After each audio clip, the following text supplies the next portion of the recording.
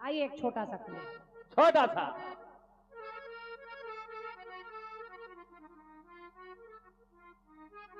थोड़ा भाव पक्ष के गीत हो रहे हैं। खंड गीत भी भाव पक्ष का है, लेकिन धुन जो है वो बिल्कुल आज के आनंद की है। भैया एक गीत आजकल खूब बज रहा है। बज रहा है। अभी तक खूब बजा तुनक तुनक तुन्ना। हाँ, खरबूजा खा गए मुन्ना। लेकिन अब एक गाना बदल कर डीजे पे खूब बज रहा है कि आवे तो आ जावे, झूठी बात क्यों बनावे।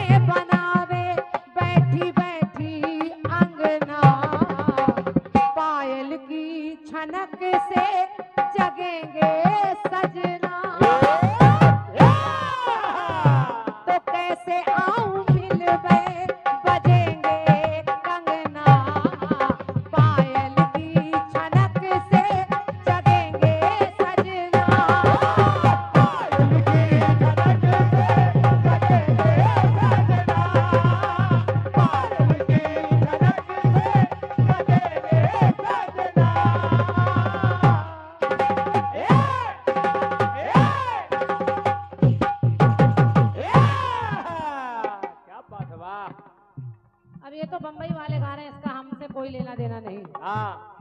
हम लोग तो केवल धुनों का सहारा लेते हैं। भाई साहब थोड़ा उठ के बैठिए। खंड गीत सुनिए, आपको अच्छा लगेगा। सुनिए।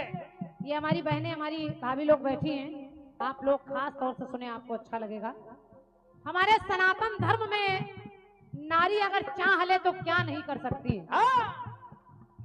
कोई सती शांडली जैसी नारी जो सूर्य को नहीं निकलने दे रही है अपने पति के लिए, कोई अपने पति के लिए भगवान को पत्थर का बनाए दे रही है। भाभी जी, भाभी जी आइए, पीली साड़ी जो पहने, आप ही से कह रहे हैं, जा रही जो 2 मिनट। लड़के को बहुत जरूरी काम है, वो रुक नहीं रहा है। अब जरा सुनिए, तो मैं जिस नारी की बात को ले रही हूँ उस नारी का नाम है सती सावित्री। यहाँ मंच पर जितने लोग बैठे हैं आप लोग भी सुनिए। सती सावित्री जानती है कि आज इतने बजकर इतने मिनट पर मेरा पति मर जाएगा। हम लोगों को अगर ये पता चल जाए तो हमारे प्राण पहले निकल जाएंगे। लेकिन सती सावित्री घबराई नहीं। उसको जब ये लगा कि आज मेरा पति मर जाएगा तो उसने सत्यवान से कहा, स्वामी आज आप लकड़ियां काटने जा रहे हैं, आज मैं भी आपके साथ चलूंगी। मैं निवेदन करी, बहुत गौर से सुनिएगा, ये खंड गीत मेरा याद रहेगा आपको। सावित्री के साथ, सत्यवान के साथ सावित्री गई और लकड़ियां काटा सत्यवान ने। लकड़ियों का गट्ठर बनाकर जैसे ही पेड़ के नीचे रखा, सावित्री की गोद में सत्यवान ने सर को रखा और देखते ही देखते उसके प्राण निकल गए। यमराज आए और उसके पति के प्राण लेकर जाने लगे। सावित्री पीछे पीछे चलने लगी। यमराज ने कहा, बिटिया चली जा, तेरा यहाँ कोई काम नहीं है, लौट जा बेटी, इसका समय पूरा हो गया, इसको मुझे ले जाना पड़ेगा। सावित्री ने कहा, महाराज आप अपना काम करिए, मैं अपना काम करती हूँ। यमराज ने कहा, इतनी दूर आ गई, चल कोई वरदान मांग ले, तेरा पति नहीं दूंगा, कोई वरदान मांग ले। सावित्री ने कहा, मेरा पति नहीं दे रहे तो मेरे सास ससुर अंधे हैं, उनकी आंखें दे दीजिए। यमराज ने कहा, जा तेरे सास ससुर की आंखें आ जाएंगी, अब तो लौट जा। लेकिन सावित्री नहीं मानी, फिर पीछे पीछे चलने लगी।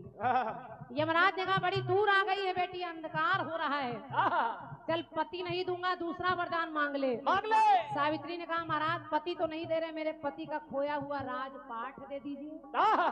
यमराज ने कहा जा वो भी दे दिया, अब तो चली जा। सावित्री फिर भी नहीं मानी और फिर पीछे पीछे चलने लगी। तो यमराज कहने लगे चल इतनी दूर आ गई तो आखिरी वरदान मांग ले, तेरा पति नहीं दूंगा।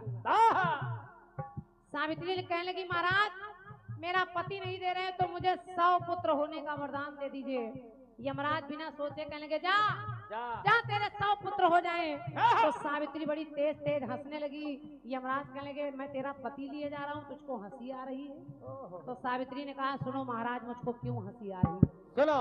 अब जरा सुनिए। उसने कहा क्या कि सास ससुर को मेरे देते नेत्रदान हो,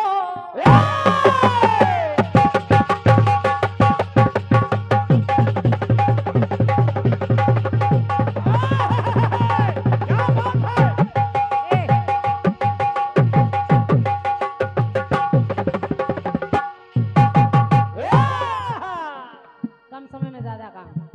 सावित्री ने कहा क्या कि सास ससुर को मेरे करते नेत्रदान हो, राज ताज दे कर के करते सम्मान हो। तो हे यमराज इतना तो ठीक था, लेकिन कि 100 पुत्रों का मुझे देते वरदान हो, तो ज्ञानी हो तुम या के बिल्कुल नादान हो। कहा ज्ञानी हो कि बिल्कुल नादान हो। यमराज कहने लगे क्यों? तो सावित्री ने कहा क्या अरे अंगना में डालूंगी कैसे पलना। बात अच्छी लगे तो तालियां बिना कहे मिल रही मिलेगी। पहले सुनिए। उसने कहा कि अंगना में डालूंगी कैसे पलना, और तुमने कहा था होंगे 100 ललना, लेकिन सजना के बिना कैसे होंगे ललना। बहुत बहुत धन्यवाद आपकी सपार तालियों के लिए। क्या बात है, वाह। और इससे बड़ा पुरस्कार कुछ नहीं हो सकता। ये अजय विजय भैया कहा जिनसे मेरे 100 पुत्र होने उनको तो आप ही लिए जा रहे हैं, तो 100 पुत्र कैसे होंगे महाराज? यमराज ने भी कहा देखो बेटी मेरा काम है मरे हुए को ले जाना, बिल्कुल इसका समय पूरा हो गया, लेकिन अगर तू इतनी देर तक जिद पर अड़ी है, इतनी देर जिद पर अड़ी है, तो तुझको अगर अपने पति का जीवन चाहिए तो पत्नी होने के नाते तू अपनी आधी उम्र अपने पति को दे दे और अपने पति को ले जा। सावित्री ने अपने पति को अपनी आधी उम्र दे दी और यमराज के घर से उसको वापस ले आई। तो अंगना में डालूंगी कैसे पलना, और तुमने कहा था होंगे 100 ललना, लेकिन सजना के बिना कैसे होंगे ललना।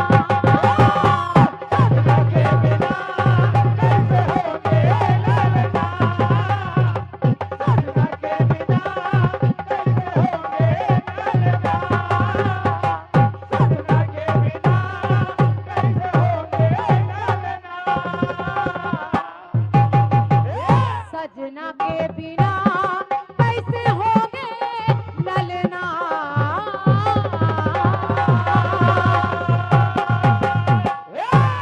बोलिए सावित्री मैया की जय। मेरी ओर से हेलो हेलो जग हेलो, थोड़ा इसको बढ़ा दे भाई तो मेन माइक में।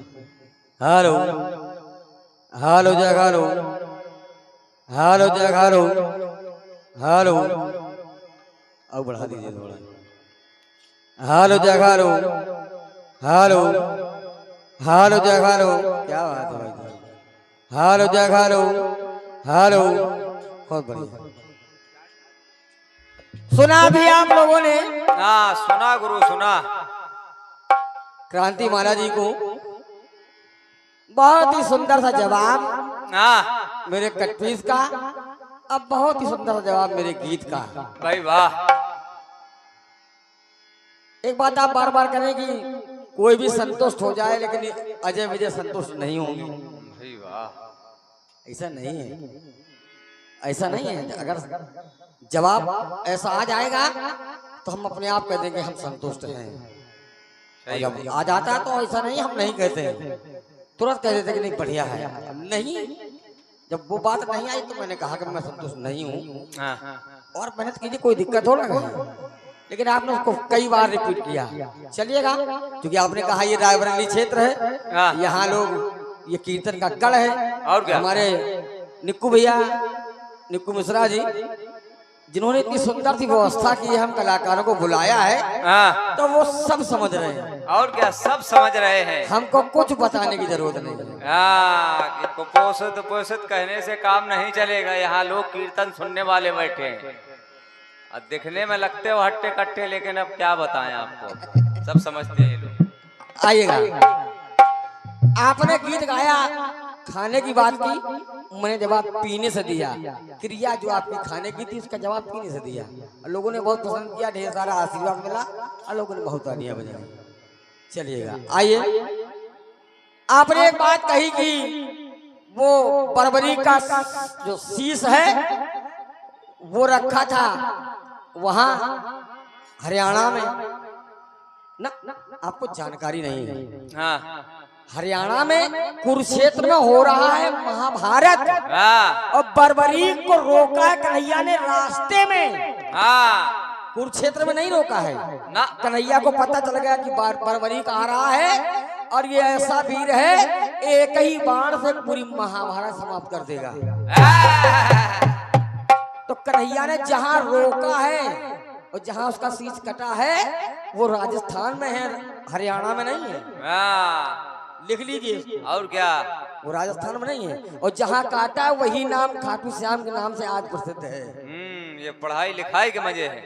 लेकिन अब क्या कहें भाई, क्रांति माला है, सबको संतुष्टि ही नहीं है हमको। एक व्यक्ति ज्यादा परेशान है इनके मंडल में। आइए, बढ़िया बढ़िया जवाब दे दिया। 3 बाण के धारी तुझे प्रणाम है और शीश का दानी नाम तुम्हें प्रणाम। धन्यवाद, बहुत बढ़िया है, अच्छा है।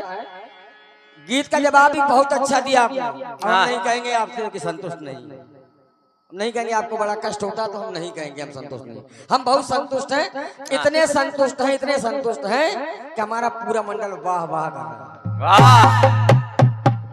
धन्यवाद, आप लोग समझिएगा। आइएगा, एक बढ़िया कटपीस आया है आपका और एक बढ़िया गीत आया है।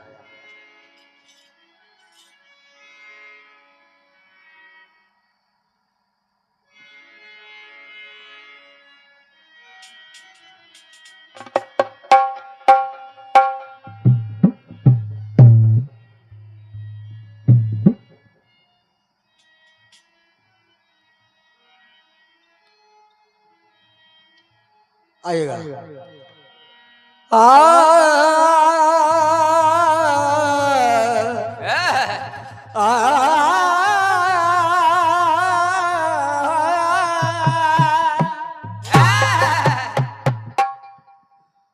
गुलशन में उसके हंसने से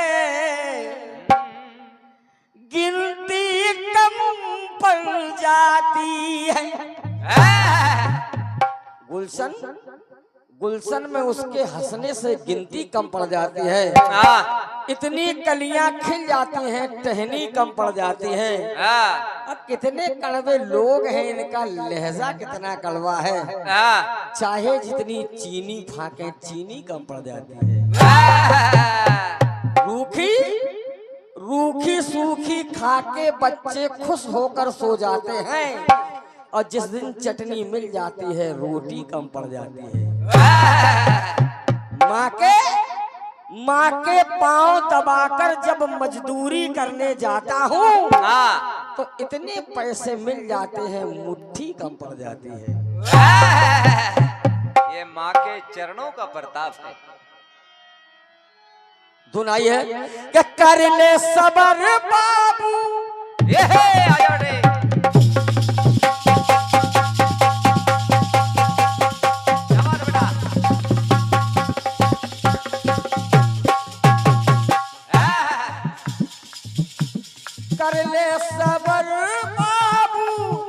अरे मिलने को आऊंगी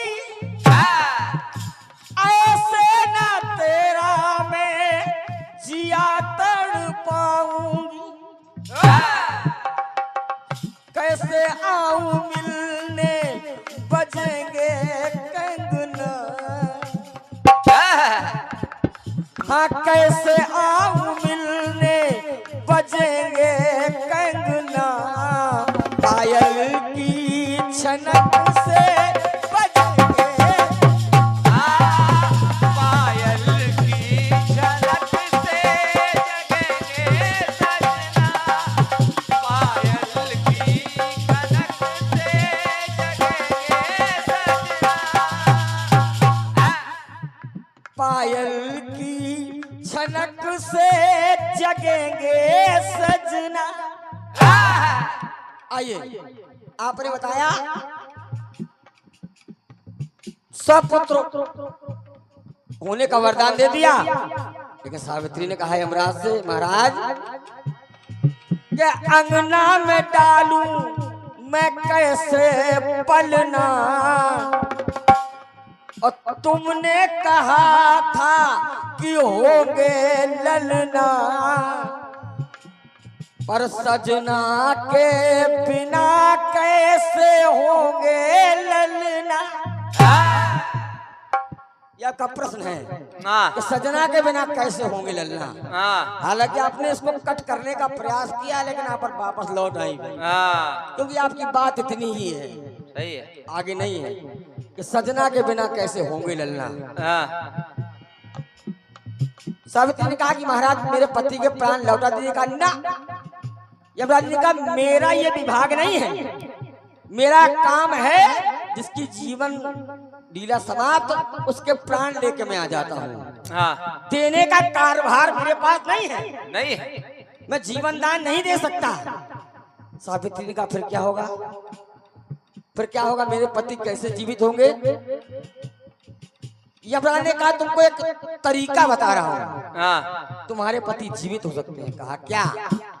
तो कहा सावित्री तुम्हारी जितनी उम्र बची है, जितनी इस समय उम्र बची है, अगर अपनी आधी उम्र तुम अपने पति को दे दो तो तुम्हारा पति जीवित हो जाएगा। कहा जीवित हो जाएगा। हाँ जीवित हो जाएगा। कहा ठीक है ऐसी बात है तो मैंने अपनी आधी उम्र अपने पति को दी। यमराज ने कहा एक विशेषता और हो गई, अब जितनी उम्र तुम्हारी होगी उतनी ही उम्र तुम्हारे पति की होगी, बराबर हो जाएगी, न कम न ज्यादा। सुनिए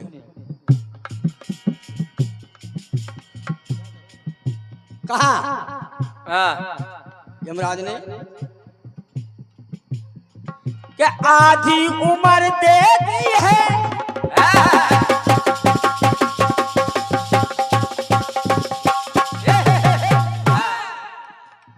अरे आधी उम्र दे दी है, हुई पूरी पूरी। आधी नहीं बची, वो उनके जीवन की पूरी उम्र हो गई। और क्या। आधी उम्र दे दी है तो हुई पूरी पूरी। अब मिल गए हैं दोनों जिनकी हो गई थी दूरी। क्या बात, क्या बात। जिनकी दूरी हो गई थी पति जीवित हो गया। फिर मांग फिर से सज गई है उसकी सिंदूरी। बहुत बढ़िया। और इतना ही नहीं, मांग सज गई, एक काम और हो गया। मांग फिर से सज गई है तेरी सिंदूरी। अब मांग भी नहीं रह पाए जो तूने मांगा है मुझसे, मांग भी नहीं रह पाए ये तेरी अधूरी। तेरी अधूरी, तेरी अधूरी। यमराज ने कहा सावित्री हुई हल पहेली जो होती हल न। हल नहीं हो रही थी, हल हो गई। हुई हल पहेली जो होती हल न। और अब पलना में पल पल पलेंगे तेरे ललना। क्या बात है, पलेंगे और क्या? कि सजना के द्वारा होंगे अरे सौ ललना, पलना में पल पल पलेंगे तेरे ललना। पलना में पल पल पलेंगे तेरे ललना, पलना में पल पल पलेंगे तेरे ललना। पलना में पल पल पलेंगे